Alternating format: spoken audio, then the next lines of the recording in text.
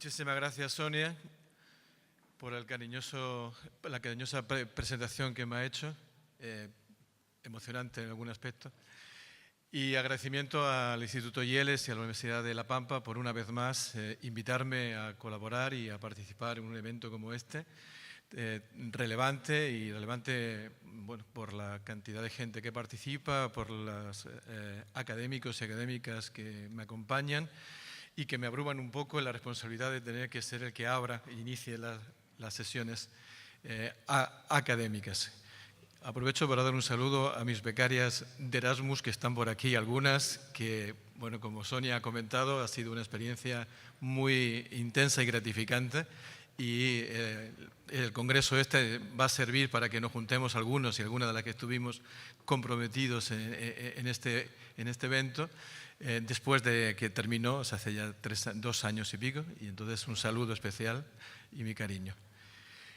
Empiezo con un cierto, digamos, miedo a plantear un tema como este de descolonizar la investigación educativa, por lo que también pueda tener de colonizador este acto que yo protagonizo ahora, al venir yo también desde Europa a hablar sobre descolonización justamente acá. Quiero dejarlo claro porque entonces no vengo con el casco de conquistador. También porque entiendo que muchas de las políticas de resistencia que en este momento a nivel internacional podemos plantear y podemos vislumbrar que se están dando, tienen lugar aquí, en Latinoamérica, y por lo tanto para mí es una responsabilidad añadida poder tener que hablar de esto justamente acá, ¿no? Me parece que es una situación para mí interesante. Lo que vengo a plantear es una cuestión que yo entiendo que la investigación educativa está sufriendo lo que creo que se conoce ya en varios ámbitos como procesos de colonización a partir de lo que son las prácticas hegemónicas neoliberales que están implantándose y hegemonizándose en todo el mundo y que también tienen que ver de alguna forma con lo que es la colonización del objeto de la investigación, es en definitiva la educación. Creo que la motivación de hablar sobre este tema justamente es el sentir que en este instante estamos padeciendo una situación particularmente peligrosa y de riesgo para la educación, sobre todo pública, debido a cuáles son las nuevas estrategias educativas y, en consecuencia, cuáles son las prácticas de investigación derivadas de aquí.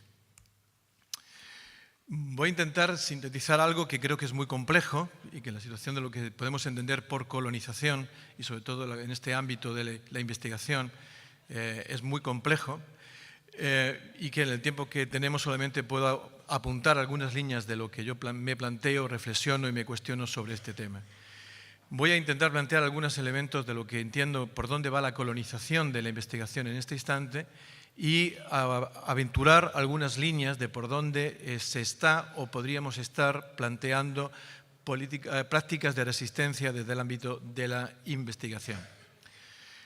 Por eso cuando hablo de colonización tomo un poco las palabras de Boaventura de Santos Sousa cuando se plantea que la colonización en definitiva es un proceso de apropiarse del otro como un espacio inexistente al que no le doy lugar ni un valor y por lo tanto en cuanto que lo considero inexistente hago una apropiación o hago un asentamiento de la propuesta hegemónica en ese espacio que no considero. Y por lo tanto la cuestión es cómo desde la hegemonía neoliberal lo que se está planteando en el ámbito educativo es como la negación de que exista un marco educativo distinto a lo que es la agenda neoliberal en este momento. Debo decir que coincido también con Carnot cuando se plantea que el proyecto de colonización no es una cuestión nueva ni moderna, de la actualidad, sino que coincide con el proyecto de modernidad de alguna forma, cuando la educación se plantea en su momento como un proceso de colonización de clase, de acuerdo a que el proyecto de modernidad responde al proyecto hegemónico de la burguesía y cómo necesita un proyecto educativo capaz de integrar a las grandes masas de población dentro del proyecto de modernidad. Entonces, de alguna forma, como también Boaventura apunta, la colonización está presente desde el momento mismo del inicio de la modernidad. No hablamos evidentemente de una colonización por la espada, ni por la cruz, ni por la fuerza, sino en este momento estamos hablando de una colonización subjetiva, una colonización de las subjetividades. Una colonización que viene por manos de la cultura y en el ámbito de la investigación que nos preocupa por el ámbito de la epistemología. O sea, se está produciendo el ámbito de la colonización desde la propia concepción del conocimiento, desde la propia concepción del sentido del conocimiento de la sociedad en la que estamos. Por lo tanto, hay, yo creo, una propuesta epistemológica que yo no calificaría de occidental, aunque tiene raíces en Occidente, pero que es una propuesta epistemológica que surge de las raíces del capitalismo y que surge de las raíces del proyecto hegemónico del liberalismo. Y que surge de las raíces porque supone no solamente una propuesta económica, no solamente una propuesta de medios de producción, sino que propone fundamentalmente una cuestión de conocimiento, de concepción del otro, de concepción de la realidad. En esta idea de colonización, una cuestión necesaria es entender que la colonización anula al otro como sujeto. Y una de las claves para entender la colonización es esta forma de anular al otro. Y en este caso, anular al otro como campo de investigación, al otro como metodologías de investigación, al otro como los que no están dentro de los márgenes de la hegemonía. Ahí Buenaventura de Santos apunta esta idea de pensamiento abismal como la división entre lo que es lo visible, lo inteligible, lo útil, frente a lo invisible, que justamente es lo que se coloca en el otro lado de la línea y por tanto lo que se queda como espacio a colonizar. Planteo como unas propuestas del neoliberalismo que son las que están marcando la agenda de la colonización desde el punto de vista que os planteo. El primero, que es la individualización, el individualismo. Dentro de la lucha histórica desde los tiempos del origen de la humanidad, en que todo ha sido ideológicamente un enfrentamiento entre una posición netamente individualista, centrada en el individuo como un sujeto aislado, independiente, y que por lo tanto desconoce la realidad de la colectividad y la construcción colectiva, todo pasa por uno, frente al colectivismo, a la idea de la comunidad, a la idea del colectivo como el agente cultural y social. La propuesta neoliberal pasa por la competencia, pasa por la idea del beneficio, pasa por algo que está siendo tan relevante en este momento en el ámbito de la investigación y la educación como es la ideología del control a través de la evaluación, no de la evaluación con el interés por la comprensión o por el interés por la mejora, sino la evaluación como estrategia netamente controladora. La idea de colocar al otro en un lugar únicamente de tipo administrativo, cosificado en términos de las calificaciones que puede llegar a obtener o acreditaciones o los rankings o los lugares que ocupa en ciertos espacios, digamos, taxonómicos, pero no como un espacio de comprensión. Hay una propuesta fuertemente homogeneizadora que pasa por las políticas de estandarización, que evidentemente implica necesariamente segregación, lo cual me parece que es una cuestión que está afectando y va a afectar en los próximos años. Os comento como el último documento, informe de la UNESCO, que sale relativo a la educación, al informe que hace sobre educación, el tercero que hace los últimos 30 años, que salió a finales del pasado año, plantea la necesidad de universalizar el modelo educativo.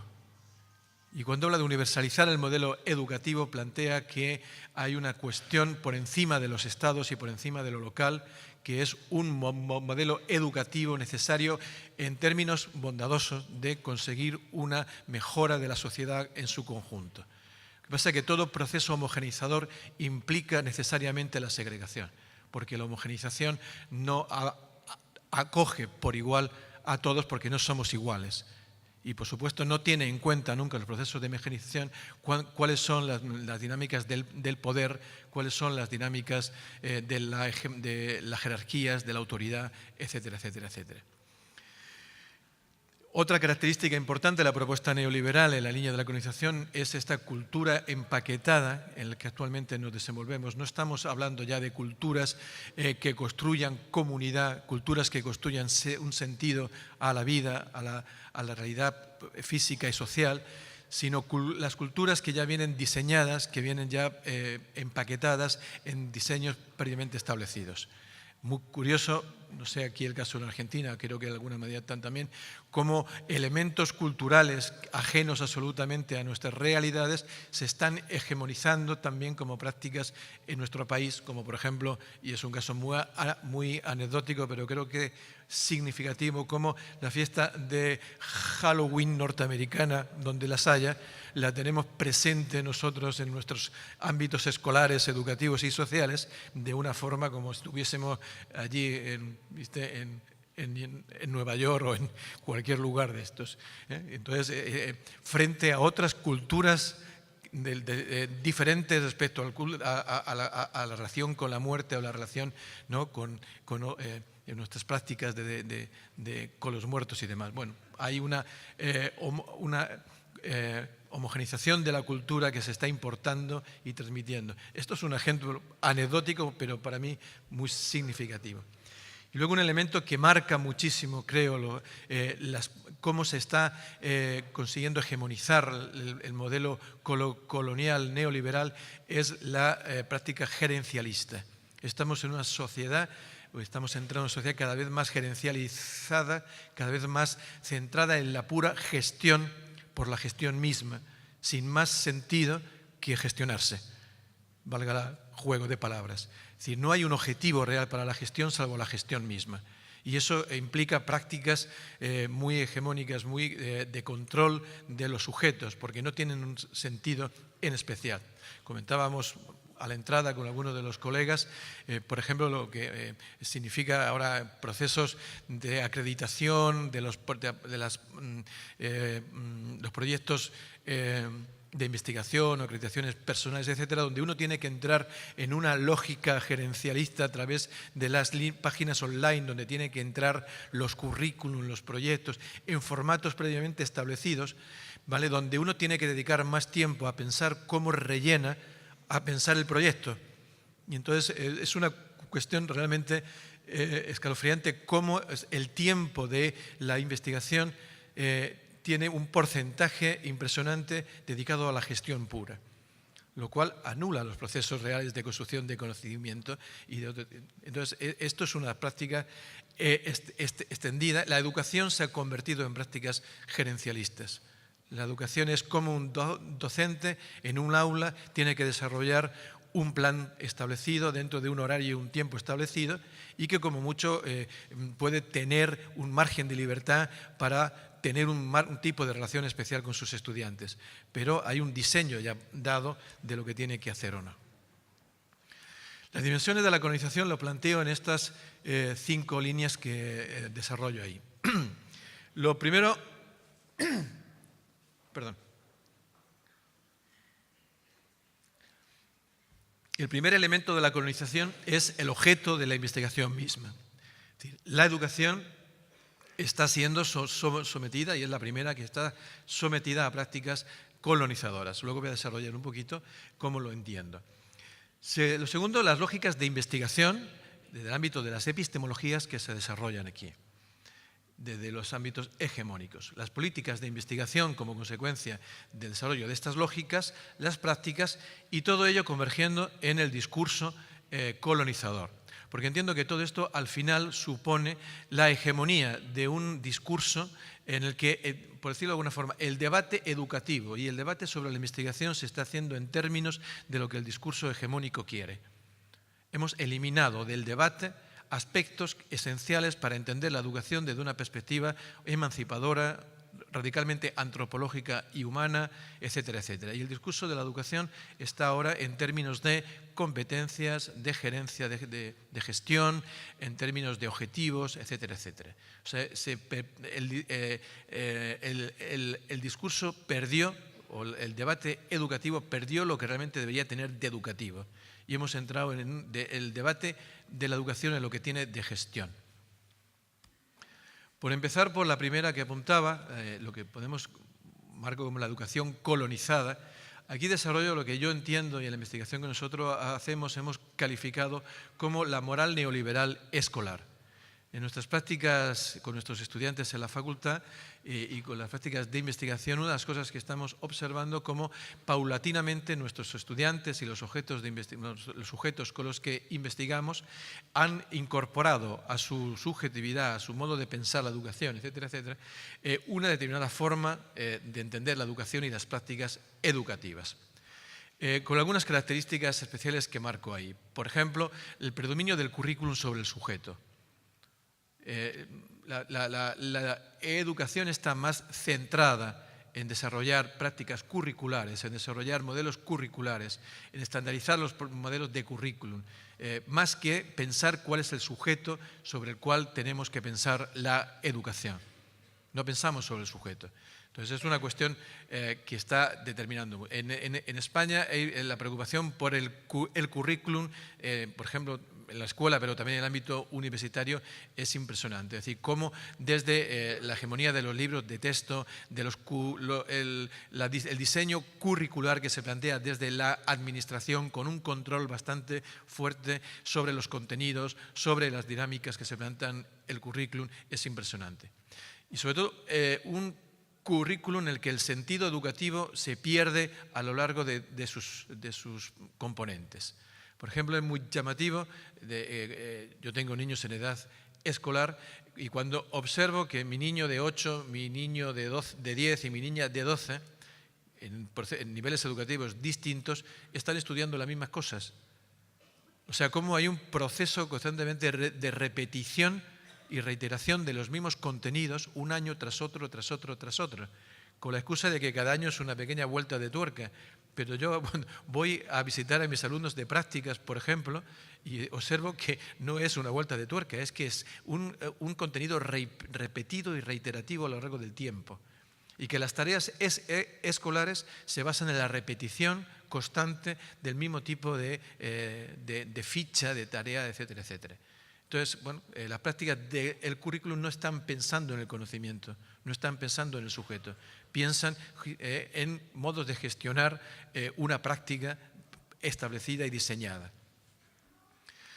De nuevo, la gestión contra la educación, frente a la educación, la idea de lo que planteé ahora es, digamos, yo lo digo en muchos escritos, en algunos lugares, cuando planteo el profesor, el educador o la educadora en este momento es un gestor del aula.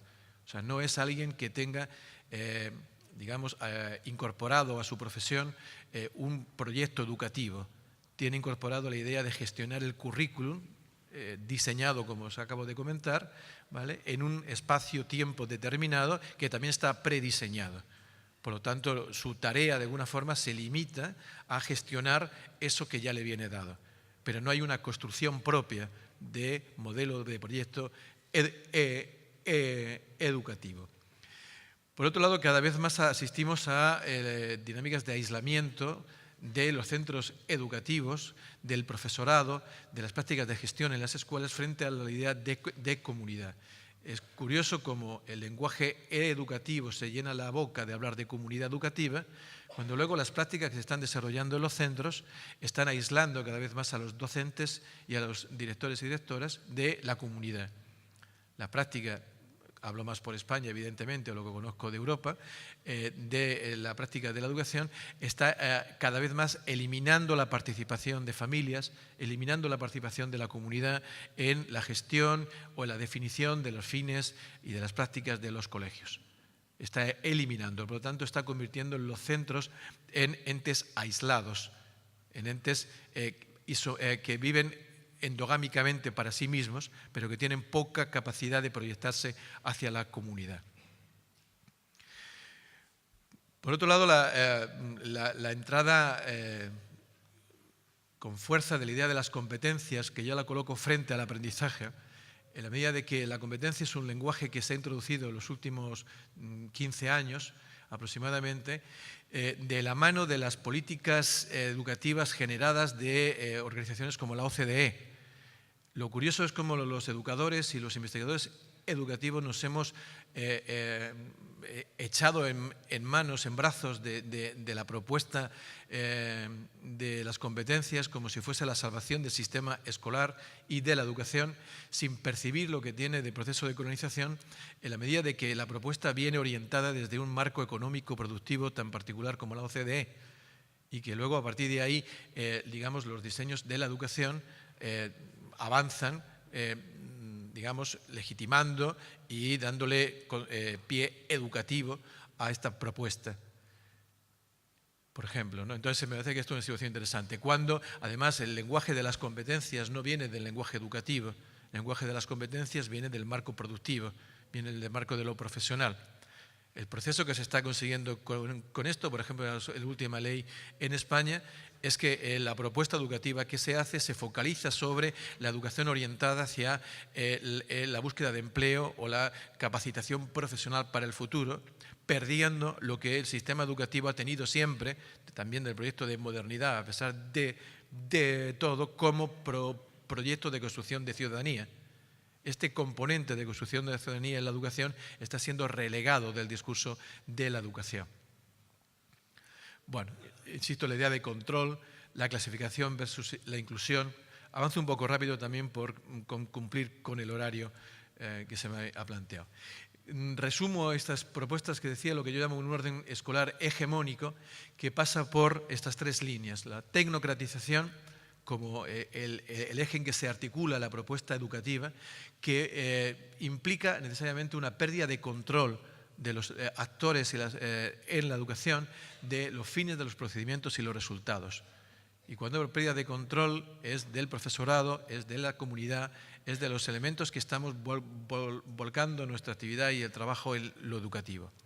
Los fines, los procedimientos, los resultados no están diseñados desde las prácticas educativas y de los que estamos implicados en los procesos de educación, sino que en esta ficción de la tecnocracia como elemento que homogeniza desde la igualdad, desde la equidad o desde la neutralidad ideológica, lo que plantea es que las propuestas educativas no están en manos de los educadores, sino en manos de aquellos que se definen como los expertos técnicos, etcétera, que tampoco somos los investigadores, sino aquellos legitimados dentro de las instituciones de las políticas actuales para diseñar los procedimientos escolares que interesan dentro del proceso hegemónico.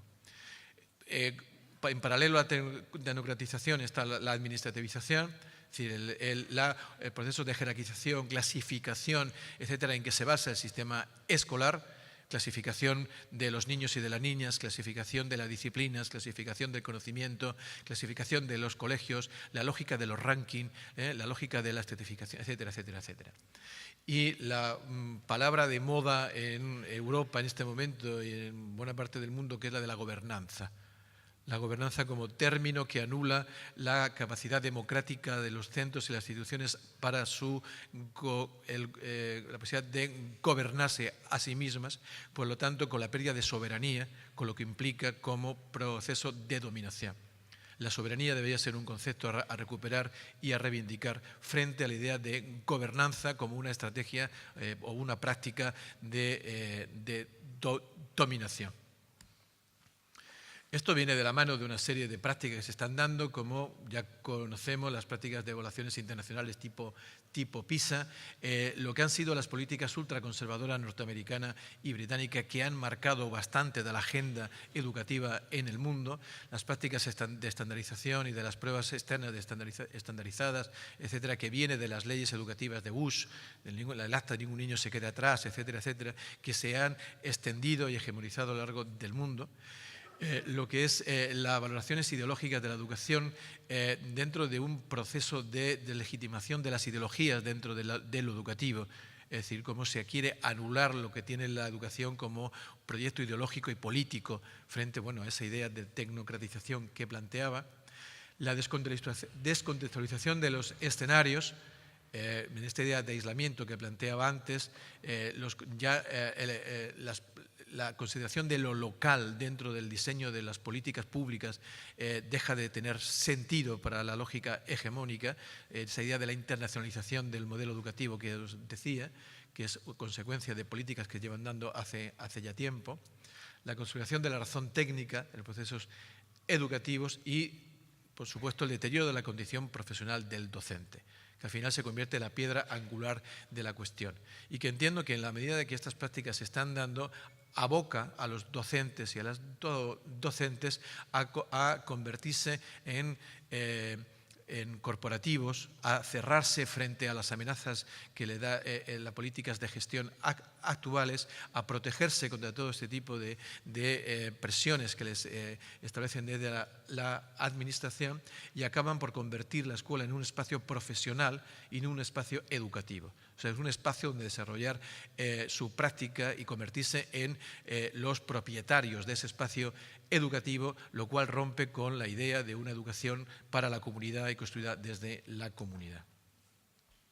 Esto lo centralizo en lo que yo llamo las tutelas de la escuela, que asumen un poco el control de todo este planteamiento. Y muy rápidamente son el Estado, la Iglesia y el mercado. Y no hablo de la Iglesia particular de ningún tipo. Hablo de la matriz eclesial que sigue estando presente en los modelos educativos, y cómo las iglesias, cualquier iglesia en este momento, está siendo, independientemente de las creencias personales, como institución, están siendo elementos fuertes de control de los contenidos y los diseños de la educación. El Estado y, por supuesto, el emergente, que es el mercado, en la medida de que está siendo emergente y hegemónico frente también a los otros dos, ¿no? El Estado, que de alguna forma pierde su papel de legitimador del modelo y de diseñador, el que desarrolla las políticas públicas relacionadas con la educación, dejando pie justamente a estos ámbitos de internacionalización, de regulación de la educación, liberalización del servicio educativo, etcétera, y cómo todo esto lleva a un desarrollo curricular como el que he planteado antes. Pasando al segundo aspecto que planteaba, las lógicas, planteo las lógicas primero epistemológicas. La pérdida del sujeto dentro de las epistemologías con las cuales diseñamos las investigaciones. Hay una pérdida del sujeto y el conocimiento que se produce en la investigación educativa, la investigación educativa legitimada, digamos, la que está ocupando los lugares hegemónicos dentro de las prácticas de investigación, está produciendo un conocimiento sin sujeto, por ese planteamiento que decía de la tecnocratización, etcétera, etcétera. Por ejemplo, parte de esta idea de la separación de la teoría y práctica, lo cual impide la posibilidad de que la teoría ejerza ningún tipo de control sobre la práctica o de posibilidad de iluminación de la práctica, a medida que son dos lógicas que, de acuerdo a los planteamientos de investigación o de la educación actualmente, están funcionando por separado, la teoría y la práctica. Es curioso cómo los sistemas educativos, en España está ocurriendo mucho, se cierran a las posibilidades de que investigadores podamos colaborar con la construcción de sentido dentro de los colegios. Hay una cerrazón. Entonces, como que las prácticas es una cosa y lo que hace la universidad, la investigación, es otra. Por lo tanto, las prácticas quedan como un espacio libre de colonización al ámbito de la jerarquización, de la administrativización y de la tecnocratización de los currículos, frente a la posibilidad de que haya un conocimiento que ayude a iluminar los procesos que tienen lugar ahí. La idea de que existe un conocimiento científico válido por encima del conocimiento, popular, el conocimiento de la gente. Existe una fuerte jerarquización del conocimiento donde así existen las verdades establecidas desde lo científico frente al conocimiento vulgar, con todo lo que implica de negativo el término, de lo que la gente va construyendo en su vida diaria y cotidiana. Por lo tanto, esa idea de la jerarquización del conocimiento que marca mucho de la agenda de la investigación y que, por supuesto, en la medida que la investigación está sometida a esta lógica hegemónica, implica que el conocimiento que se impone como válido es el conocimiento generado hegemónicamente. Con lo cual vamos ya, digamos, una dinámica de cerrar el círculo. Y, por último, una epistemología centrada en el afán clasificatorio, en la taxonomización.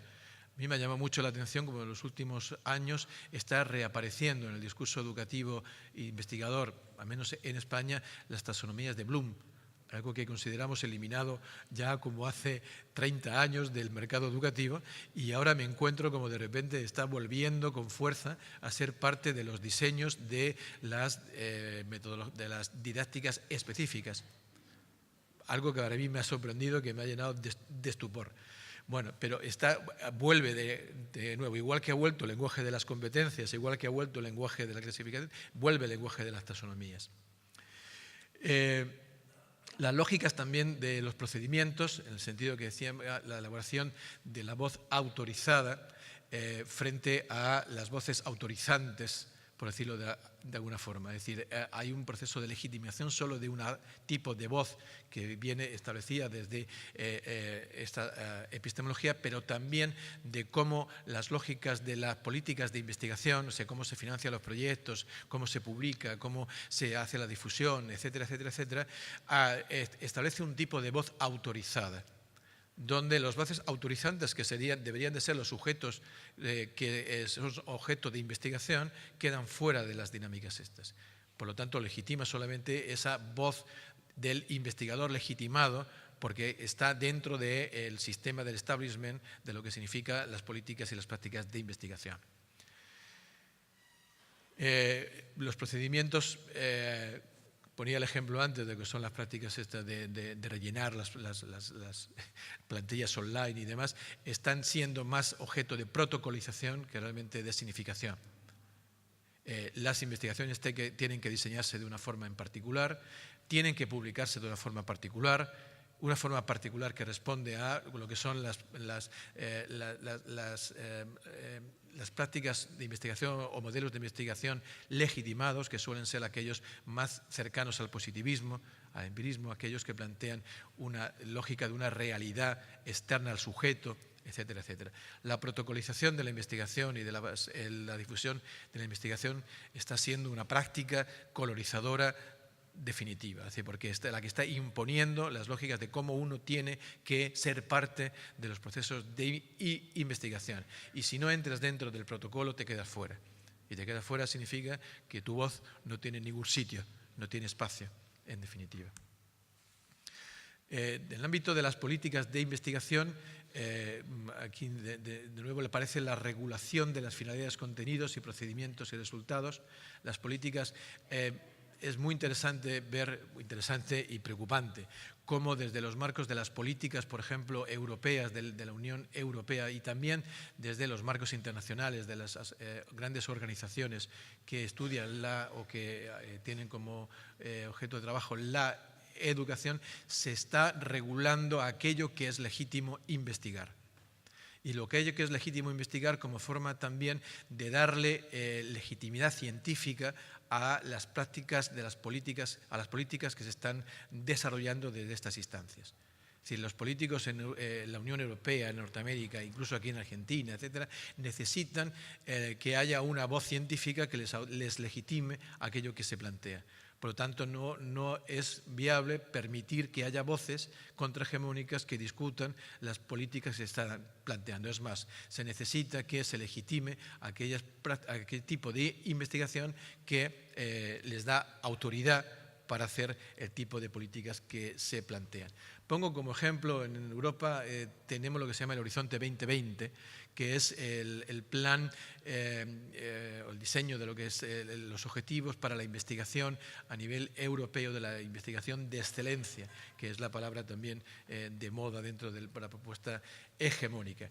Y, digamos, una presentación que nos hicieron en la Unión Europea sobre lo que es el Horizonte 2020, las posibilidades de participar dentro de él, un elemento central, copio la diapositiva que se nos dio, esta idea de si soy competitivo, como única forma de poder pensar en acceder a la práctica de investigación. ¿Vale? ¿Y cómo plantea lo que es ser competitivo? El criterio de evaluación que manda es la excelencia científica. No hay otro. No me lo estoy inventando, copio aquello que se nos pasó desde la Unión Europea como, digamos, los criterios para el asunto este. El criterio de evaluación que manda es la excelencia científica. No hay otro, tal cual. Excelencia científica, ¿qué significa? Que los sujetos que pasan o que van a proponer sus diseños de investigación, etcétera, etcétera, tienen sus publicaciones en determinados espacios, como son las revistas JCR, son las revistas Scopus, las revistas que están en los rankings más altos de LatinDex, etcétera, etcétera, etcétera. O sea, la excelencia viene exclusivamente por los espacios donde se publica y no tanto por el contenido o por la significatividad de lo investigado, porque a nadie le preocupa que es el contenido de lo que has hecho. Lo que le preocupa es que hay un espacio legitimado para la publicación y que si entras ahí, digas lo que digas, eres voz autorizada, en definitiva. Y por otro lado, hay un diseño de lo que la Unión Europea requiere como investigación. Estas son las prioridades y que las investigaciones que se propongan tienen que ser diseñadas desde esos ejes que se plantean ahí. O sea, hay un control fuerte, bastante exhaustivo de la cuestión. Por lo tanto, nos encontramos con unas prácticas de investigación mercantilizadas, utilitaristas, con una investigación orientada. Esto que yo llamo el hedonismo académico, porque la práctica que estamos desarrollando en Europa, y bueno, en España en particular, que es evidentemente el ámbito que conozco más, es la necesidad de que uno tenga que pasar por unas pruebas de acreditación o unas estancias de acreditación donde tiene que hacer explícito el impacto de su investigación. El impacto, palabra especialmente interesante dentro de los procesos hegemónicos de la investigación. Es decir, uno tiene que hacer el ejercicio de buscarse en las redes y en los ámbitos de difusión de la investigación, el número de veces que te citan, el número de veces que apareces en los rankings, el número de veces que estás en no sé dónde. Entonces, están las páginas, supongo que las conoceréis casi todos, como ResearchGate, ¿no? O como el Scholar Google, como el academic.es o .com, etcétera, etcétera, donde uno va colocándose no solamente para difundir la investigación que hace, que sería un espacio realmente interesante de difusión, sino para que ranqueen a uno, porque son espacios en los que uno va teniendo diferentes impactos. Porque dicen, usted está en el ranking, tiene un ranking 10,5, eso supone que está en el 40% de los investigadores mejor colocados de no sé qué. ¿Viste? Entonces, y uno empieza a compararse y dice, yo tengo un 10,5, yo tengo un 4,5, bien, le he ganado, ¿no? Entonces voy a tener más posibilidades. Es una lógica hedonista impresionante la que nos somete este tipo de planteamiento. Y tienes que estar o te quedas fuera, ¿no? O sea que es una cuestión realmente interesante. Y esta idea relacionada con este hedonismo académico del capitalismo cognitivo, en que lo que importa más justamente es la acumulación de rankings o acumulación de méritos de este tipo que tienes y no realmente que tu investigación esté provocando algún cambio en el ámbito local donde se produce la investigación, o local o global o el que sea. O sea, no importa. Tú investigas con un colectivo, en un colegio, en un ámbito determinado de barrio, etcétera, etcétera, y el impacto que eso tiene en la transformación de la realidad del barrio no le importa a nadie, si no eres capaz de colocarlo dentro de un ranking de estos, ¿no? Entonces tienes que acumular ranking para estar dentro de la pomada, de alguna forma. Esto legitima esta idea del discurso que os decía, de cómo el debate educativo se plantea en términos del impacto, la excelencia, las evidencias, el ranking, la transferencia, la innovación, liderazgo. Igual podríamos seguir añadiendo más palabras, ¿no? Evidentemente, pero digamos son estas las que de alguna forma están haciendo que circule el discurso de la investigación. Circula en torno a estos planteamientos, nos movemos en torno a ahí. La idea del liderazgo, por ejemplo, el Horizonte 2020, en el programa de investigación europeo, uno de los objetivos que se plantea muy claramente es la idea de que Europa tiene que alcanzar el liderazgo mundial en la competencia productiva, del conocimiento, etcétera, etcétera, etcétera. O sea, no es un interés de cómo mejoramos a Europa, cómo hacemos una sociedad más justa, más equitativa, ¿no? Donde aceptamos a los inmigrantes, a los refugiados, donde creamos una comunidad realmente solidaria con los problemas del mundo, etcétera, etcétera. No, al contrario. O sea, tenemos que adquirir un liderazgo de otro tipo.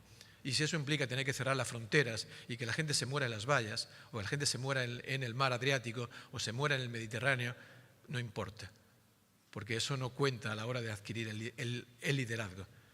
Y luego nos encontramos como la política norteamericana y Obama en particular le bendice las políticas europeas en este aspecto, y hace nada acaba de decir que las políticas europeas en el régimen de control de la inmigración y de los refugiados y demás son excelentes, algo que me parece atroz y deleznable. Planteo entonces lo que sería, ya dando un giro de tuerca y enfocándome hacia el final de la presentación, las propuestas contrahegemónicas. Las propuestas contrahegemónicas, que serían la columna de la derecha, en definitiva. Es decir, frente a lo que planteaba antes, la idea del individualismo, creo que tenemos que recuperar el sentido de la comunidad como eje de la investigación. Lo que nos interesa es investigar no el sujeto aislado, independiente, sino como el sujeto enmarcado en colectividades, como la construcción de la subjetividad son procesos colectivos, y por lo tanto nos interesa entrar a considerar la colectividad como digamos, el núcleo importante para afrontar los procesos de investigación. La pérdida de lo comunitario, la pérdida de lo colectivo es una de las estrategias radicalmente más fuertes para mantener la colonización, los procesos hegemónicos que os planteaba. La idea de plantear la reciprocidad frente a la competencia, es decir, la idea de la colaboración, de que no somos sujetos que tenemos que pelear por estar en el lugar que ocupamos, sino porque colaboramos y mantenemos relaciones de reciprocidad, de colaboración, de ayuda mutua, etcétera, etcétera, como estrategias para romper la hegemonía. Es decir, no es una cuestión de ver quién está en el ranking colocado mucho mejor, sino a ver cómo establecemos prácticas que permitan colaborar, mantener digamos, una reciprocidad en lo que hacemos, avanzando hacia la construcción de un tipo de sociedad distinta, en definitiva.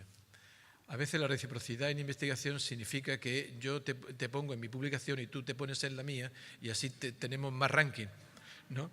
Pero digamos que no es ese tipo de reciprocidad a la que yo me planteo, ¿no? Digo porque es una de las prácticas también usuales con las cuales ocupamos lugares de predominancia en el ranking, ¿no? La idea de la solidaridad frente al beneficio, es decir, que nuestra investigación no esté orientada hacia el rédito, hacia el beneficio, sino que esté orientada a cómo construir prácticas solidarias dentro de la sociedad y que sean modos de construir, digamos, comunidades más justas, equitativas, etcétera, etcétera. La idea de la emancipación frente a la homogenización, investigación que nos ayude a ser sujetos y comunidades libres, emancipadas, en que adquiramos control sobre nosotros mismos, y aquí recupero la idea que decía antes, como práctica hegemónica, la pérdida del control sobre nuestra actuación, justamente recuperar la soberanía personal y colectiva como una necesidad imperiosa para afrontar los procesos de descolonización. La soberanía es un concepto olvidado y perdido dentro de las prácticas actuales neoliberales. La soberanía, digamos, además de un concepto que no interesa manejarlo porque implica ponerse frente a las prácticas hegemónicas. Por lo tanto, yo reivindico la necesidad de volver a pensar en términos de soberanía personal y colectiva, es decir, asumir el control de lo que somos, que queremos, cómo lo queremos construir y a dónde se quiere ir. Por lo tanto, frente a las prácticas de gerencialista, la idea de la participación, en la investigación, plantearnos la necesidad de romper con los protocolos o cómo poner palos en la rueda de los protocolos para poder ser, digamos, solidarios con los colegas, con la comunidad, etcétera, etcétera, etcétera. Claro, en esta idea del gerencialismo, como aquellos que ocupan las posiciones ya hegemónicas o posiciones ya en un lugar dentro del establishment, ubicado, etcétera, etcétera, van siendo retroalimentadores de su propia situación, de su propio estatus, ¿no? Porque buscan simplemente aquello que les va permitiendo estar y seguir siendo parte de. ¿no? Esto es una pérdida de la solidaridad y la participación muy importante. ¿Cómo cambiamos las prácticas de investigación permitiendo que sujetos o colectivos, grupos, etcétera, etcétera, en situaciones, digamos, más desfavorecidas, con menos medios o con contextos difíciles, etcétera, etcétera, puedan acceder también a los estándares de investigación, a los marcos donde se financia, donde se puede acceder digamos, a ser parte también de la voz autorizada? Bueno, en este momento las voces autorizadas se cortan en un momento dado. La deliberación frente al control y la diferencia frente a la cultura empaquetada de pret-à-porter, en definitiva. Bueno, planteo, por lo tanto, descolonizar las epistemologías desde esta idea de recuperar el sujeto, investigar pensando en el sujeto, investigar pensando en la construcción de la subjetividad, en qué significado tienen las identidades, no ya identidades hegemónicas, sino identidades con una capacidad emancipadora. Recuperar lo que me parece importante en el ámbito de las epistemologías de la investigación, recuperarlo el sentido de lo humano dentro de la investigación educativa. Ya no digo de investigación en general, que también, pero lo que nos mueve aquí es la investigación educativa en particular, y yo reivindico, me parece que es necesario recuperar el sentido de lo humano, de lo radicalmente antropológico, que es lo que da sentido a lo educativo. Eso de lo humano que se perdió por el camino en la tecnocratización y en las investigaciones centradas en todas las dinámicas que he planteado antes. Y algo tan relevante para mí como es el que el conocimiento esté situado. O sea, olvidarnos del conocimiento estandarizado, hegemónico, etcétera, etcétera. Tenemos que pensar en un conocimiento que está situado en los contextos, situado en lo local, situado en las personas, en la gente. Y empezar a preocuparnos de cómo construimos conocimiento desde el ámbito de los escenarios de investigación y no cómo aplicamos conocimiento sobre los escenarios que investigamos. Hay que producir el conocimiento desde lo local, el conocimiento sí situado desde las relaciones, desde las personas, etcétera, etcétera, etcétera. Voy a avanzar un poquito más rápido, que el tiempo ya me come. Descolonizar las metodologías. Y aquí me planteo muy claramente en esta idea de recuperar el sujeto, la subjetividad como eje, como objeto de la investigación, las narrativas como propuesta metodológica que rompe con la dinámica opresora. Reivindico la idea de pensar la construcción de la realidad como un relato, como la narración que hacemos de lo que somos y lo que construimos juntos y juntas. Y por lo tanto, una de las formas que entiendo de ir siendo contrahegemónicos y tener prácticas de resistencia frente a este tipo de investigación son las narrativas. Las narrativas o la investigación en comunidad, avanzar en metodologías horizontales, recuperando la idea del conocimiento de la gente como conocimiento válido y no solamente el conocimiento del investigador o investigadora como válido. La gente, las personas, los colectivos desarrollan conocimiento de su realidad que anulamos por estas prácticas hegemónicas de investigación. Por lo tanto, entendamos las metodologías horizontales como una recuperación del conocimiento válido de la gente y entender la investigación también como forma de resistencia política, que nuestras investigaciones no estén al servicio de las instituciones, de las grandes corporaciones, sino que nuestra investigación esté al servicio de la gente que necesita la investigación, a favor de la gente que necesita la investigación. Investigamos para desarrollar modelos educativos de excelencia, para ver cuáles son los modos de estar, digamos, en los rankings del sistema educativo, buenas prácticas educativas, como si esto fuese ya, ¿viste?, el culmen, pero olvidamos cuáles son realmente aquellos que necesitan la investigación como una herramienta de emancipación, como una herramienta de liberación. Por lo tanto, creo que tenemos que reformular cuáles son los escenarios que investigamos para pensar en la investigación como un espacio de resistencia nuestra como investigadores, pero también dándole poder, empoderamiento a los colectivos para que la investigación sea una herramienta a su servicio. Descolonizando las voces. La idea que llevo planteando también a lo largo de esta intervención en repetidas veces, la autoría, la autoridad, los autorizados, ¿qué voces son las que se hacen públicas en la investigación? ¿Las voces de los investigadores o las voces de los sujetos? ¿Las voces de qué sujetos? Claro, tenemos la polémica a veces nosotros cuando nos reunimos en instancias de las redes de investigación en las que estamos, si es legítimo desde el punto de vista de las políticas, de las propuestas contrahegemónicas, investigar sobre los sujetos que están en las élites. Si es legítimo para nosotros como política de resistencia investigar sobre aquellos que están en los lugares de predominio, de poder, o lo legítimo para nosotros es investigar con la gente que necesita que su voz sea oída para recuperar el espacio que la sociedad hegemónica le ha usurpado y que deje de ser un espacio inexistente para convertirse en un espacio con realidad y con presencia. La investigación tiene que preocuparse de este tema. Por supuesto, la difusión de dónde difundimos los resultados. La difusión de los resultados en los ámbitos establecidos de los JCR, los Scopus, etcétera, etcétera. ¿Y qué tiene que ver las comunidades con que investigamos en la difusión del conocimiento? ¿De qué forma afecta a las comunidades el conocimiento que producimos con ellos y con ellas, ¿vale?, frente a otro tipo de... Comentaba en un seminario que he estado dando estos días aquí atrás en La Pampa, una experiencia de la BBC en Inglaterra, cuando hace unos años, conmemorando el aniversario de Margaret Mead, de las investigaciones de Margaret Mead, llevan a sujetos de Samoa a contar su visión sobre las investigaciones de Margaret Mead. Y lo que cuenta son dos cosas, muy rápidamente. La primera, que ellos no se sienten identificados con lo que Margaret Mead dijo. Dijo, esos no somos nosotros, no sabemos quiénes son. Pero en segundo lugar se plantean qué sacamos nosotros en limpio de lo que Margaret Mead consiguió de fama y de relevancia internacional, utilizando nuestras vidas. ¿Nosotros qué sacamos de esto? Entonces, como que se sienten que hubo una fuerte instrumentalización, o sea, lo que Margaret Mead investigó no tuvo nada que ver con su realidad, con su vida, etcétera, etcétera. Planteo, por lo tanto, descolonizar también las prácticas, digamos, en estrategias de entender la investigación de los otros no como objetos de investigación, sino como co-investigadores, en esta idea de la horizontalidad que planteaba antes.